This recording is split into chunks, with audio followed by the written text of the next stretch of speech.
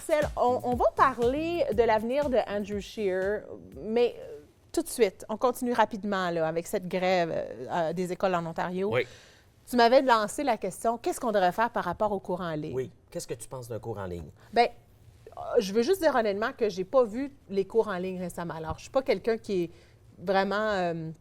j'ai pas d'expérience avec l'expérience en ligne, mais mon intuition, je me dis, pourquoi pas faire une combinaison parce que tu as un prof et tu as du contenu complémentaire en ligne pour que tu aies la dynamique contenu, etc., et l'interaction, l'apprentissage avec des pairs et avec un prof. Comme dans la vraie vie. Comme dans la vraie Nathalie, vie. tu utilises le en ligne quand tu en as besoin pour compléter, faire une recherche, pour toutes sortes de bonnes raisons, et c'est parfait. Est-ce que tu fais tout le cours en ligne et en plus, est-ce que tu en fais 2 ou 4? Ou est-ce qu'on parle d'un prof virtuel? Bien, il est où? Hein, c'est un prof virtuel, c'est bien beau. Alors, ces choses-là, on va rediscuter de ça. Ça va être probablement là que le bas blesse, c'est-à-dire que les profs ne veulent pas lâcher. Cette fois-ci, l'opinion publique, je pense qu'elle est derrière les profs.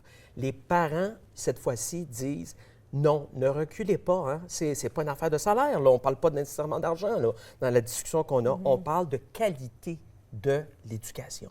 Est-ce que mon enfant est mieux dans une classe plus nombreuse? Il n'y a pas un parent qui va dire oui. Non. Est-ce qu'on va voir plus d'écoles privées émerger après ça? C'est dangereux, ça. Je sais pas. Non, mais... c'est dangereux. Puis le Québec a beaucoup d'écoles privées. Et tu sais ce que ça fait des écoles privées? Ça crée des systèmes de classe. C'est ça. Oui. Et c'est élitiste. Et puis ça vide certaines écoles aussi, jusqu'à un certain point. Aussi. Bon. Andrew Scheer. Oui. Pourquoi tu voulais me parler de ça, là? On en entend beaucoup parler, là. Je te disais que peut-être les jours sont comptés avant que peut-être on se retrouve avec une grève. Je pense que les jours sont comptés de Andrew Scheer. Tu penses? Oui. OK. Et pourtant, il a fait mieux que Trudeau au niveau du vote populaire. On s'en est déjà parlé. Voici pourquoi. Ce parti-là est constitué de progressistes et de conservateurs. Les conservateurs disent à Andrew Scheer, tu ne te prononces pas sur les enjeux conservateurs, t'oses pas. Exemple, l'avortement. T'oses pas le dire que tu es contre ça. Ça, c'est l'aile conservatrice. Il l'a dit, mais il a dit, c'est un député qui présente ça, là, puis je suis premier ministre, ça passe pas. Non, ça. Parce que de ce que j'ai compris, il a dit, garde, mes convictions personnelles, la loi est faite, je n'ai pas l'intention de la changer, mais moi, personnellement, j'y crois pas. C'est vrai.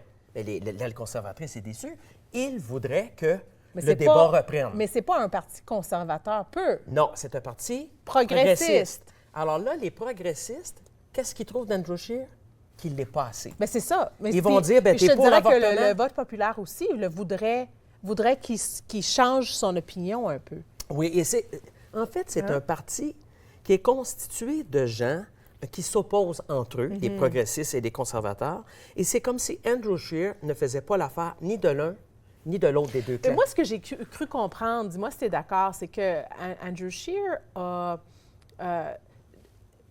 créé sa position ou positionné son leadership en contraire de ce que Trudeau fait. Donc, c'est-à-dire, il a démontré les faiblesses à Trudeau, disons, là, dans son opinion, voici les choses que Trudeau ne fait pas, ou etc., ou est-ce qu'il n'est pas le leader de choix. Et donc, il a créé son identité par rapport au contraire de ça, plutôt que de créer sa position de leadership authentique à lui. Et au débat, je sais pas, oui, tu as parfaitement raison. On ne sait pas c'est qui Andrew Scheer. Toi, tu es en train de dire, dans le fond, Andrew Scheer, c'est tout ce que Trudeau n'est pas.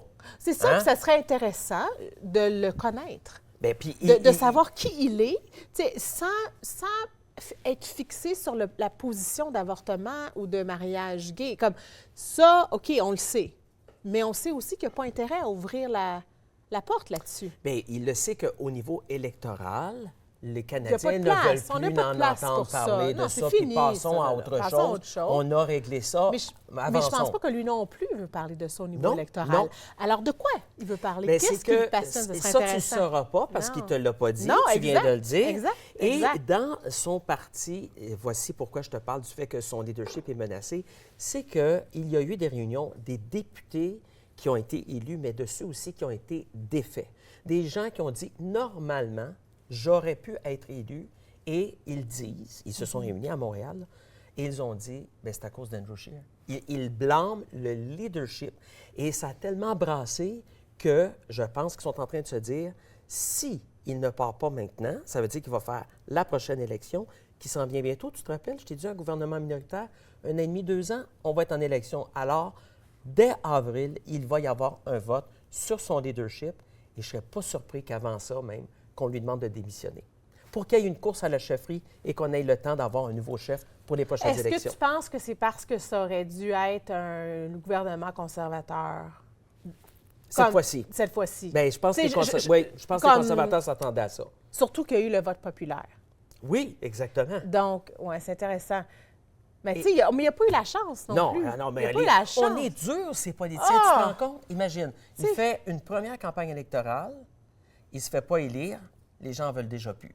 Mais là, il ne faut pas oublier qu'il y a Maxime Bernier aussi, hein, qui était son ancien rival dans la dernière course à la chefferie, qui est allé lui chercher des votes. Là. Ça y a fait mal, ça. Même s'il a fait élire aucun député, Maxime Bernier, y compris lui-même, comme chef, il a été battu dans Beauce.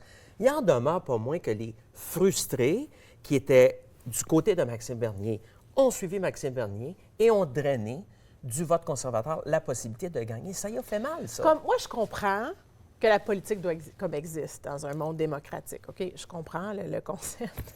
Ça fait des années, il y a une tradition, on est dans un parti, puis c'est vraiment, tu parles de culture, c'est là-dedans, c'est fait comme ça. Mais imagine si, en tant que gouvernement minoritaire comme ça, qui travaillaient ensemble. Bien, je pense que un gouvernement minoritaire, les Canadiens, c'est ce qu'ils en veulent, parce qu'ils disent, vous allez devoir travailler avec les autres partis. Mais, oui, c'est ça qu'on veut. Parce que, évidemment, il y a des perspectives de chaque côté que les Canadiens, on comblerait. Oui, là, oui. Et regarde, tu touches une bonne question. Parce que, regarde bien, le Parti conservateur, c'est le parti qui travaille le moins bien que les autres partis. C'est celui qui est le plus dur à marier.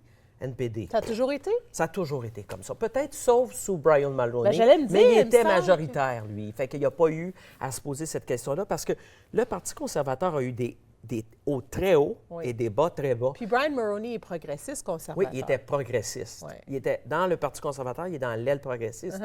Et Andrew Scheer l'est pas? Oui, il l'est. Andrew Scheer, il est à peu près... Il pas va entre les deux. progressiste que Brian Mulroney? Non, beaucoup moins. Puis aussi, tu as toute la question, tu sais comme moi, que les francophones, on est des francophones, là, puis c'est le fun qu'on ait la chance de se parler de ça. Les francophones ont un pouvoir politique important. Au débat en français, il s'est pété la fiole, malheureusement. C'était son premier débat.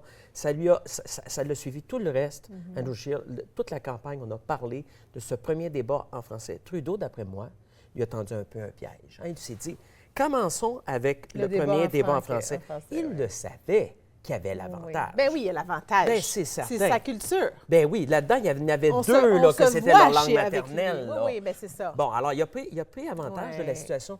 Mais c'est un move intelligent. Bien, c'est de la stratégie. C'est de la stratégie. Là, tu vas m'annoncer que c'est déjà tout. Non, pas encore. Ah, fait qu'il me dit... J'avais l'impression... J'ai dit, j'aurais pas le temps de... Il me reste une minute, j'ai demandé. Il me reste combien de temps? Je suis tellement emballée dans la conversation que j'oublie qu'on fait une émission de télévision. J'espère que vous vous sentez aussi emballée que nous. Comme ça, parler de politique. Mais, tu sais, on va devoir parler beaucoup de politique parce qu'un an et demi, 2 ans, c'est bientôt, hein? Une campagne électorale, ça se prépare des mois d'avance, avant même qu'elle soit déclenchée. Et c'est pour ça que je t'annonce ce soir que je ne serais pas surpris que dans 1 an, je sois assis ici en train de te dire, voici le chef du Parti conservateur. Et moi, j'aimerais donc voir que le Canada soit uni et qu'on avance. Tu sais, comme, on peut-tu pas... Je trouve qu'on fait du recul, en tout cas. Mais peut-être qu'avec un gouvernement minoritaire, on va se croiser les doigts. C'est peut-être une option qu'on peut envisager, qu'on peut espérer. Merci, Marcel. Ça m'a fait plaisir. C'est déjà tout. C'est bien. Restez là après la pause. Je suis avec Rachel et elle me parle de quelque chose qu'elle adore après ceci.